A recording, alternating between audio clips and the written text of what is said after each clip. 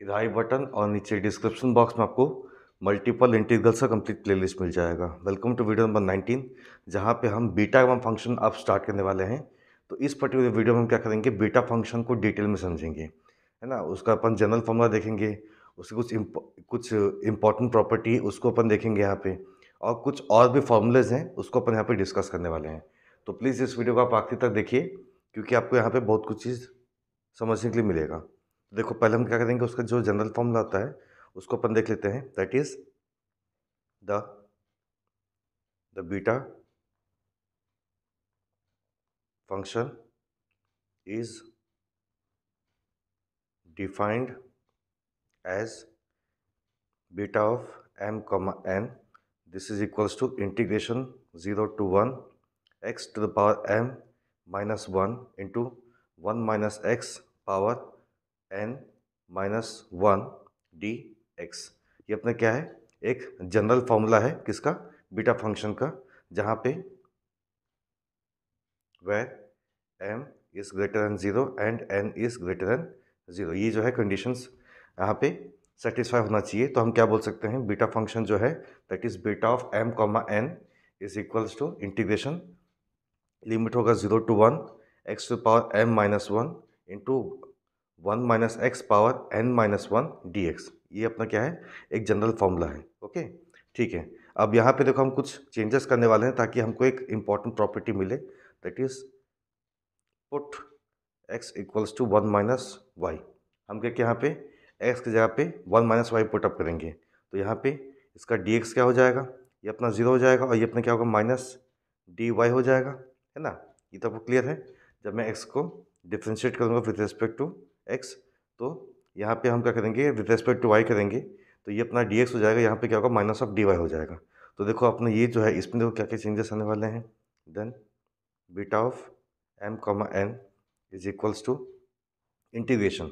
अब देखो, सबसे पहले हमको यहाँ पे लिमिट दिखाना पड़ेगा। तो यहाँ पे जो लिमिट है दैट इज़ फ्रॉम 0 to 1, ये किसकी लिमिट है, ये x की लिमिट है। बट यहाँ पे क्या कर रहे हैं हम, इसको y के फॉर्म में लिखेंगे। तो यहाँ पे जब x के लिए 0 पुटअप करूँगा, है ना, यहाँ पे जब x के लिए 0 पुटअप करेंगे दैट इज़ लोअर लिमिट, इस माइनस वाई को यहाँ पे लेके आ जाओ, तो you will get y equals to 1। तो लोअर लिमिट आपका क्या हो जाएगा, 1 हो जाएगा। उसी तरीके से जब मैं x की वैल्यू यहाँ 1 पुटअप करता हूँ दैट इज़ अपर लिमिट, तो ये 1 1 आपस में कैंसिल हो जाएगा। तो आप बोल सकते हो minus y equal to 0, that means y equals to 0। तो अब मतलब ये है कि यहाँ पे आपका x का लिमिट है फ्रॉम 0 to 1, और यहाँ पर जब मैं x की वैल्यू को 1 माइनस वाई पुटअप करता हूँ, तो यहाँ की जो y की लिमिट हो जाएगी दैट इज़ फ्रॉम 1 to 0, है ना। मैं फिर से रिपीट कर दे रहा हूँ, जब लोअर लिमिट यहाँ पुटअप करोगे, इस माइनस वाई को यहाँ पे लेके आ जाओ, तो y इक्वल्स टू 1 हो जाएगा, और जब इस 1 को यहाँ पुटअप करोगे तो 1 1 कैंसिल हो जाएगा, आपके पास क्या बचेगा, that is y equals to 0। तो यहाँ पे जो अपनी y की लिमिट होगी फ्रॉम 1 to 0, ठीक है। अब यहाँ पे x की जगह पे अपन रखेंगे 1 माइनस वाई पुटअप कर दिए, यहाँ पे पावर होगा m माइनस 1।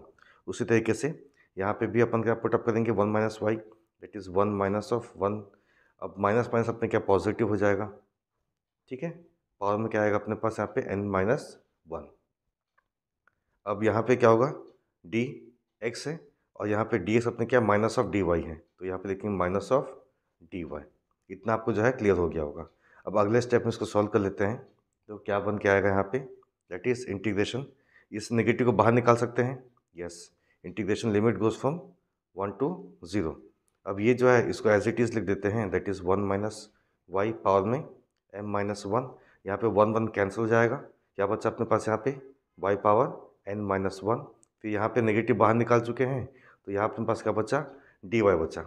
ओके, अब इसको हम कैसे लिख सकते हैं, दैट इज़, देखो यहाँ नेगेटिव है और यहाँ पे क्या 1 से लेके 0 है, तो अगर इसको मैं इंटरचेंज कर दूँ, मतलब 0 to 1 को अगर मैं 1, अगर 1 to 0 को मैं 0 to 1 लिखूँगा, तो यहाँ पे नेगेटिव जो वो पॉजिटिव हो जाएगा, है ना।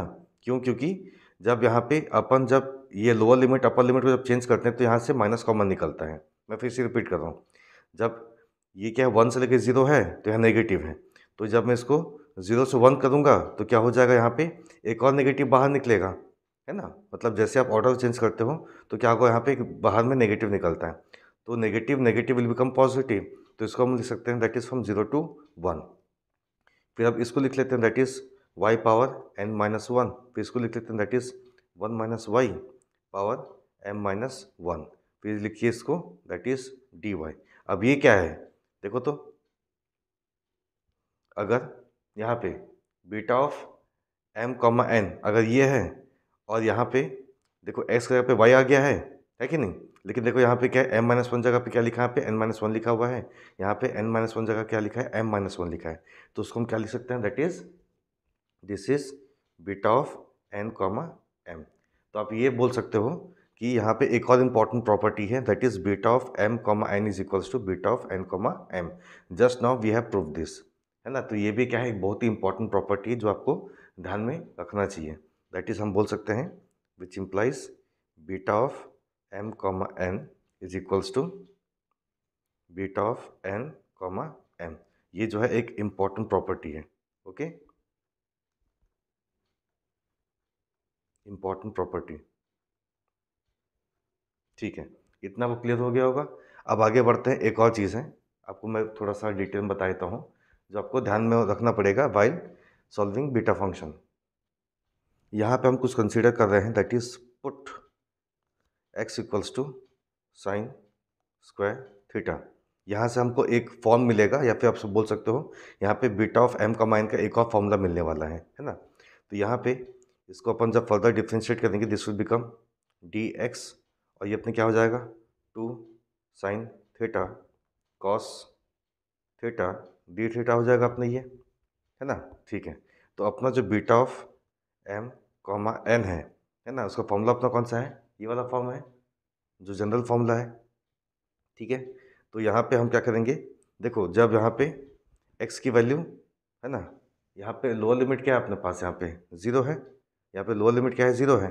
तो यहाँ पे जब x के लिए को 0 पुट अप करूँगा, हमको क्या चाहिए बेसिकली लिमिट चाहिए फिलहाल, है ना, क्योंकि यहाँ पे इक्वल्स टू क्या होगा, यहाँ पे क्या x की लिमिट है, लेकिन यहाँ पे जब मैं लिखूँगा तो यहाँ पे क्या होगी थीटा की लिमिट होनी चाहिए। तो जब यहाँ पे x के लिए 0 पुट अप करूँगा, यहाँ पे जब x के लिए 0 पुट अप करूँगा तो यहाँ पे आपको थीटा क्या मिलेगा 0 मिलेगा।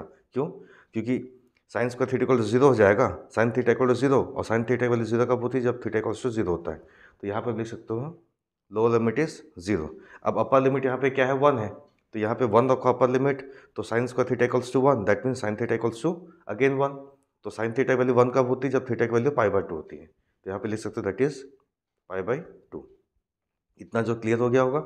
अब यहाँ पर देखो क्या है ना, x पावर m-1 है, तो यहाँ पे लिखो x मतलब क्या अपना साइन स्क्वायर थीटा हो गया, तो उसको लिख लेते हैं that is sine square theta power में क्या आएगा अपने यहाँ पे m-1 हो जाएगा। तो यहाँ पे अगेन अपने पास क्या है देखो that is 1 minus x power n-1 है, तो 1 माइनस क्या होगा यहाँ पे अगेन जो दिया हुआ है ना, that is sine square theta, sign square theta और यहाँ पे क्या आएगा पावर में n-1 हो जाएगा। अब उसके आगे देखो क्या है पे अपने पास यहाँ पे dx है, तो dx से अपन क्या लिखेंगे, ये पूरे को लिखेंगे that is 2 sine theta cos theta फिर लिखिए यहाँ पे डी थीटा। इतना जो आपको क्लियर हो गया होगा। अब इसको आगे बढ़ते हैं, इंटीग्रेशन 0 टू π/2 ब्रैकेट को ओपन करेंगे तो देखो अपना क्या हो गई है साइन, देखो 2m-2 हो जाएगा, 2m-2 हो जाएगा, फिर आप लिखो थीटा, फिर यहाँ पे क्या होगा, अच्छा ये अपना क्या हो जाएगा देखो कॉस स्क्वायर थीटा हो जाएगा, 1 माइनस साइन स्क्वायर थीटा क्या होता है कॉस स्क्वायर थीटा होता है। तो यहाँ पे कॉस स्क्वायर मतलब यहाँ पे क्या होगा ये 2n-2 थीटा हो गया यहाँ पे। तो यहाँ पे क्या है जो है उसको लिख लेते हैं, इस 2 को बाहर निकाल सकते हैं दैट इज़ 2 यहाँ पे क्या है sine theta cos theta D theta. इतना हो गया। अब आगे बढ़ते फिर से, तो देखो अपना क्या बन जाएगा 2 इंटीग्रेशन π/2।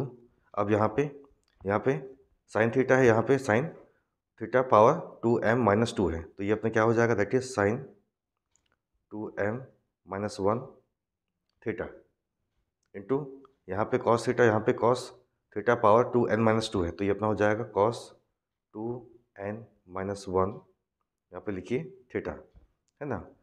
फिर लिखिए यहाँ पे जो बचा दैट इज डी थीटा। तो ये जो आपको दिख रहा है यहाँ पे ये भी अपना क्या है एक इम्पॉर्टेंट फॉर्मूला है किसका, beta of m comma n का, दैट इज बीटा फंक्शन का। तो ये भी एक फॉर्मूला है जो आपको ध्यान में रखना पड़ेगा। यस, ये भी अपना क्या है एक इम्पॉर्टेंट फॉर्मूला है किसका, बीटा फंक्शन का। ठीक है, अब उसके साथ एक और फॉर्मूला है जो आपको मैं डायरेक्ट यहाँ पे लिख लेता हूँ। ऑल्सो मैं यहाँ पे लिख लेता हूँ, also beta of m comma n is equals to integration 0 to infinity x to power m minus 1 upon 1 plus x power m plus n d x is equals to integration 0 to infinity x to power n minus 1 upon 1 plus x power m plus 1 d x. ये भी एक important formula है जो आपको कहीं ना कहीं use में आ सकता है, किसका, बीटा गामा बीटा फंक्शन के लिए। ओके, तो इस वीडियो में बस इतना ही है। अगले वीडियो में क्या करेंगे, थोड़ा सा देखेंगे गामा फंक्शन के बारे में। Thank you so much.